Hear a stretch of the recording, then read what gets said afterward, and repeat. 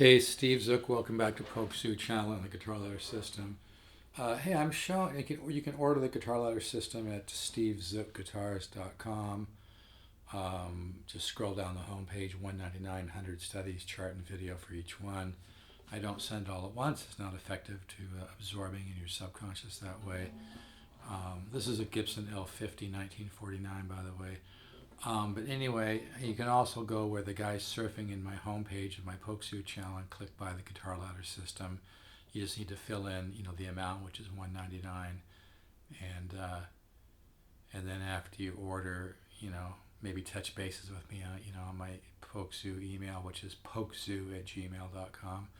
Anyway, this is a 1949 Gibson L50, and I was just in the mood to buy myself a little gift, kind of a cheer me up. And every great guitar tends to teach you something different. It's really interesting. And by the way, I don't put it in a box. I'm not the kind of person where if I buy a certain guitar, I have to play it a certain style of music. And by the way, I think working alternate tunings is really good for your musical ear, because when you work alternate tunings, you have to listen a lot, and you have to find new ideas and explore and improvise. And improvisation really is the key to growing your musical ear and creating like a musical database in your subconscious mind. That's what the Guitar Ladder System does. The Guitar Ladder System really is thousands of dollars of value. It's way too cheap at $199, but I was trying to make it accessible to everybody. I may raise the price down the road. But anyway, I just recently got this guitar in. And by the way,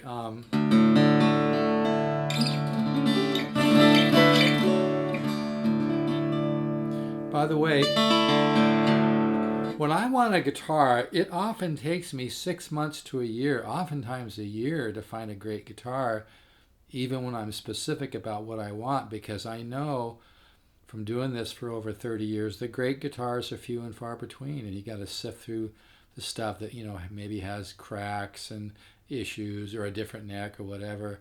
And you have to try to read the ad. You try to get to know the dealers. You figure out if the dealer is full of shit or if what they're saying is really real and true. It's like I've said many, many times on my Pokesue channel, the great guitars are few and far between.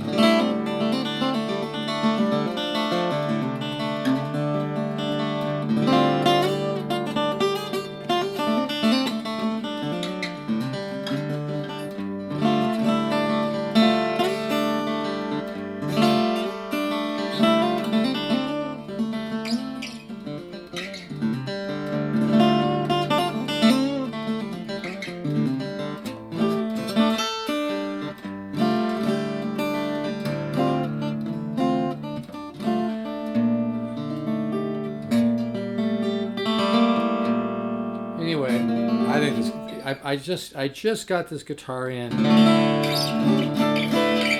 yesterday, and the strings on it, the strings were old, and I don't think this guitar has been played in years. And when you get a guitar that hasn't been played in years, often they're asleep, and there's nothing more fun than waking up guitar. Ta-da!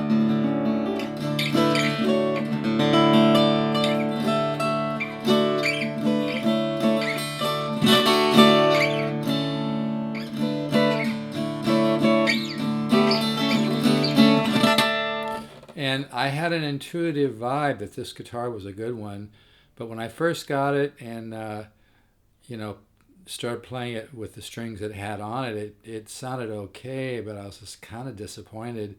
But once I changed strings and played it for a couple hours, it started to wake up, and it's still waking up.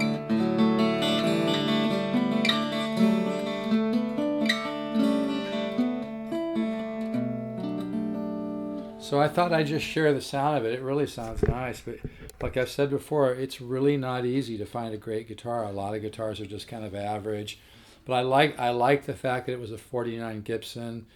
And generally speaking, I'm going to throw out some information here, and this information is from 30, 40 years of doing this. Generally speaking, I believe the old Epiphones are better guitars because they're more violin voiced, and a lot of the luthiers that worked for Epiphone in the 30s, 40s, and early 50s had backgrounds, carving violin tops, making cellos, violins, upright basses. They had more knowledge of the physics of archtop design, and the guitars were more musical. But, it's like, it's not as simple as more is more and less, etc.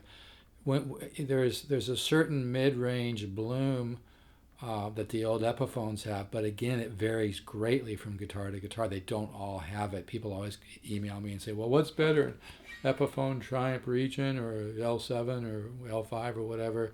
L5s are overbuilt.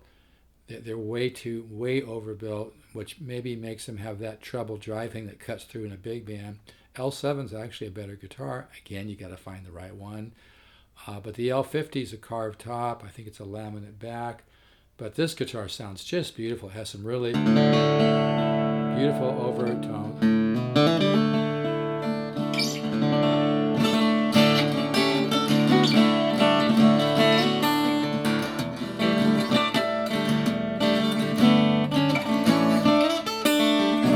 Plus, it's only been played a couple hours, and it's just starting to open up. It's going to sound just absolutely gorgeous as it opens up.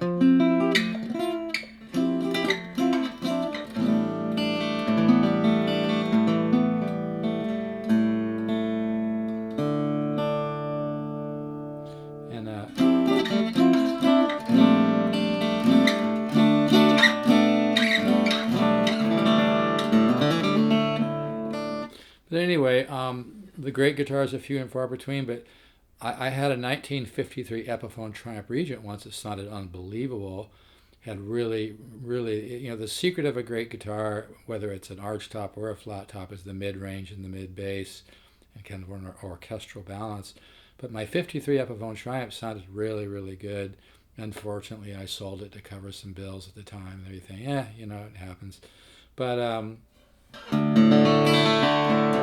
this guitar, to my, when no guitar has everything, and when you don't have one thing, maybe something else stands out more. So this guitar has got some really beautiful overtones and definition. You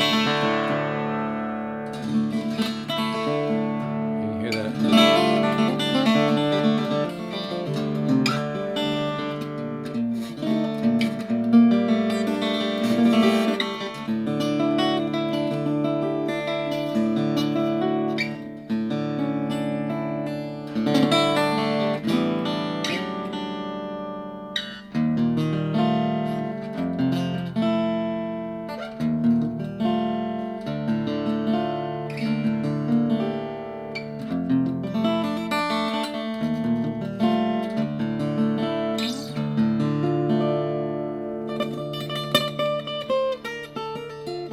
This guitar's got a really sweet overtone.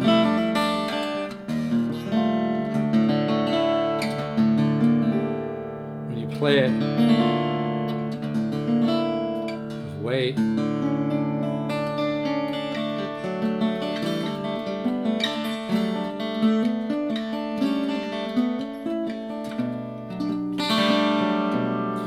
and I'm excited because it sounded really normal even when I changed strings. It sounded a little bit better, but once I played it for a couple hours, it started to wake up. So I'm thinking, wow, in another 10 to 20 hours, it's just going to get better and better and better. I really like this guitar a lot.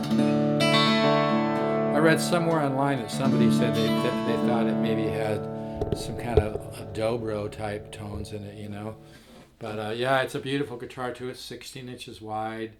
I didn't really buy this to resell. I really bought it for myself. I might change my mind down the road. I don't know. I really love this guitar right now. And it's just starting to open up. I think the guy that had it was playing another one of his guitars a lot. Very common with old vintage guitars. People have them and maybe they gravitate towards playing another guitar. So oftentimes the guitar might not have been played much the last, 40, 50 years, whatever.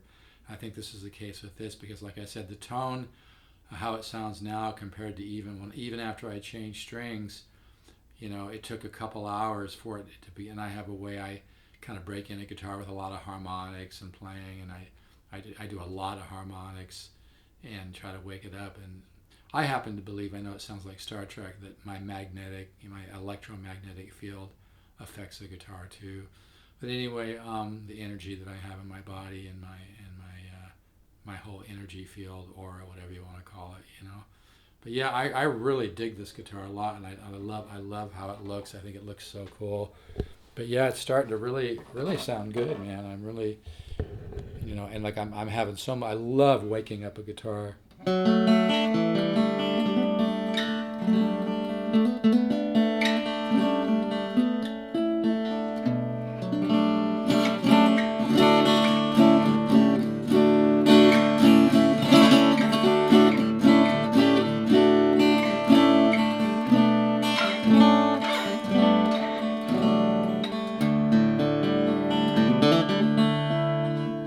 I think what's going to happen is it wakes up more of the mid bass, and bass is going to kind of come through, because it's just waking up. I can just tell it barely been played.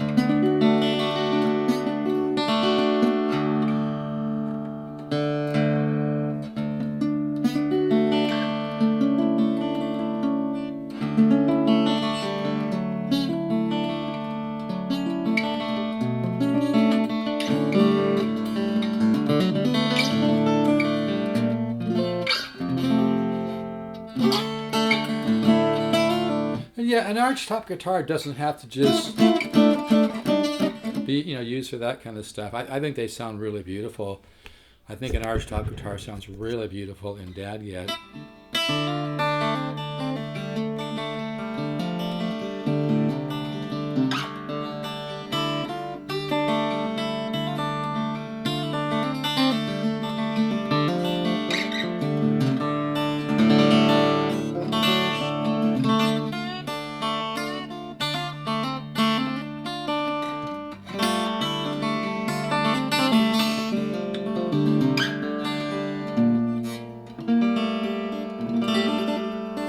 I think the reverb's going to continue to improve as I play this guitar, as well as the mid bass and the bass. But I'm very, very happy with it already. I've only woken it up. I've only spent a couple hours waking it up. But and I let the guitar. I usually let a vintage guitar sit for 24 hours. But I was a little concerned about condition on this, because the taping on the box I felt was really. They only used a few pieces of tape, and top of the box was open a little bit.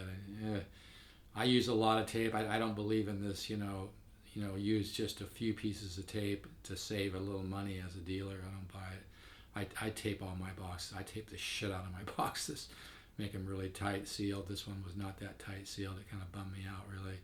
But the guy was quality. I bought it from. I felt like most of his information was pretty good. But because of that, I did not do the full 24 hours on this one. I think I did about 12 hours, and I said, fuck it, I got to check this thing out, make sure it's okay. But the inside packing was good. He had extra styrofoam on the bottom, which I had asked him to do, and the inside packing was pretty well done. I was just a little disappointed, more than a little disappointed in the taping. The box wasn't taped very well, very few pieces of tape. It wasn't sealed very well. So anyway, but yeah, he's a quality guy, quality dealer. Anyway, I really love this guitar. But again, the great guitars are few and far between. You can't just say, well, every L50 sounds really good. You got to take it on a guitar by guitar individual basis, folks. But I really felt like, because every guitar brings out ideas. Every guitar sounds a little bit different. And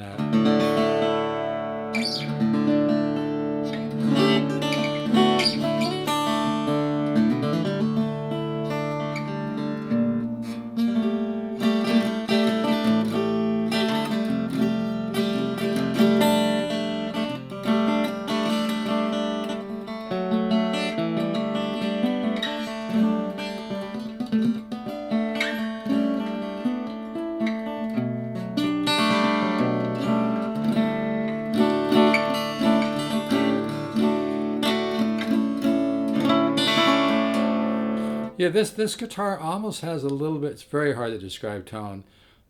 It's got nice overtones, but it's got a little. I almost want to say a little electricity in the mid bass and the mid tone. It's got kind of a that kind of interesting, almost like made in Japan, overtones that kind of pop out. It's got an interesting tone. I think as it opens up, I'll be able to.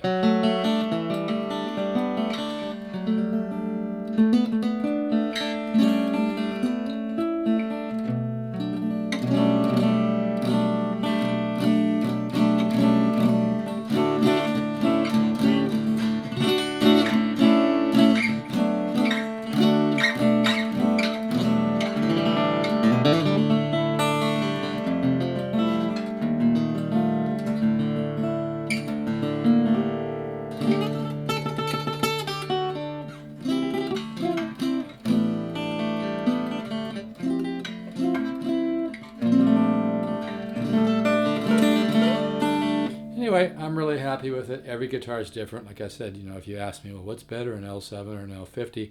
L7 is higher up the line, obviously, but you got to take it on a guitar by guitar basis, I just get a vibe for even when a guitar is all the way across the United States, I get a vibe for a certain guitar, and I can already tell I'm very happy with this one.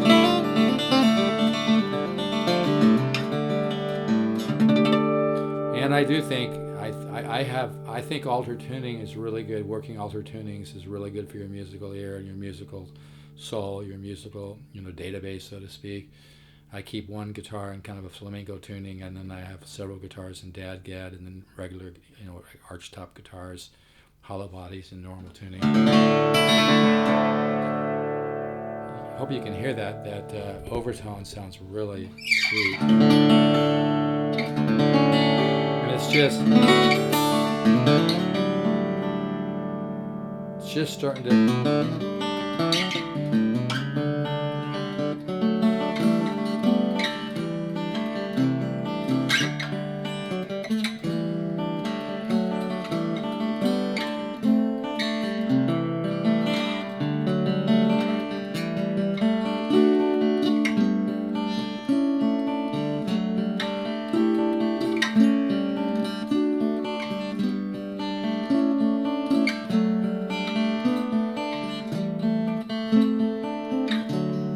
This guitar has a really interesting voice, a really interesting. I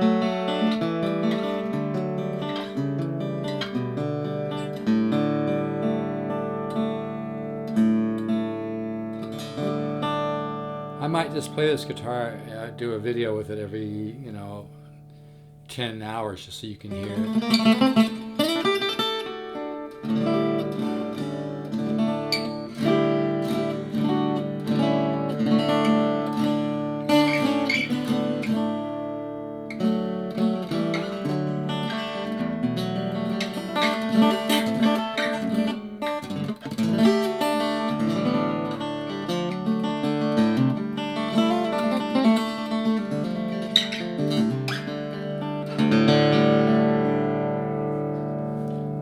I just found the term I was looking for. This guitar has a little bit of pre-war Martin in the tone, and it's interesting because they don't have that big, huge piece of wood. A lot of arch tops. I used to be a dealer for the Laura guitars, and some of them are really nice, some of them are really blah, But there's a big piece of wood under the fretboard in a lot of arch top design to get the neck angle like they like it.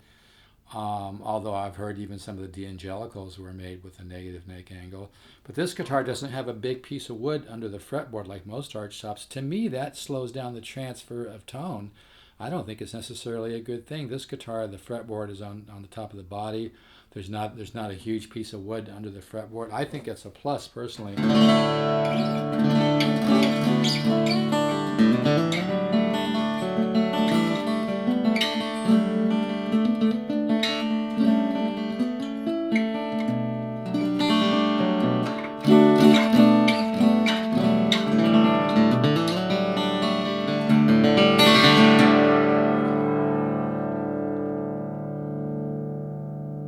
Yeah, this guitar's got some kind of pre-war Martin in the tone. I really dig it. I can't wait to wake it up some more. All right, folks, let's take care, everybody. Let's all make an effort. It's easy to be negative. It takes a little focus to be positive. Let's have positive faith. Remember, belief clings, faith lets go. Have positive faith. Miracles are natural. Take care.